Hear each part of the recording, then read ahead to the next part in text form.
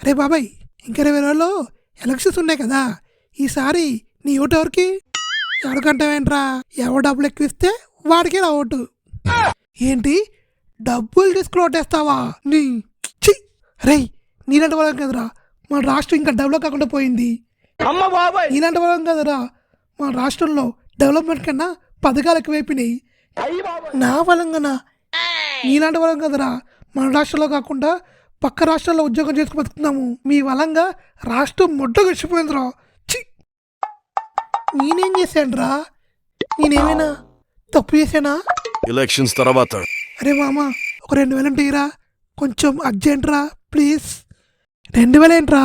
3000 ఇస్తా, తీసుకో. ఏంటి 3000 ఇస్తావా? ఏంటి బా మంచి మూల్లో ఉన్నావు? అంటే మన ఎలక్షన్స్ అయినాయి కదరా, బాగానే ఇచ్చారు. అరే మొన్న ఓటుకి నోటు తప్పు ఏదో అన్నావు, అది మొన్నరా. అరే ఫ్లోలో 100 అంటాం రా, అన్నీ పట్టించుకోవద్దు, అలా అలా మర్చిపోవాలి. 3000 ఇస్తా, ఇప్పుడు వేసుకోపో.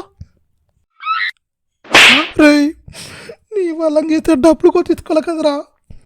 మీరు కూడా ఓటేసే ముందులా వాడిని వీడిని ఇంట్లో వాళ్ళని ఫ్రెండ్స్ని అడిగి ఓటేయకండి. ఓటేసే ముందలా ఒక్క సెకండ్ ఆలోచించి ఓటేయండి. ఓటు అనేది మన భవిష్యత్తు. ప్లీజ్ రా, చూసేయండి రా.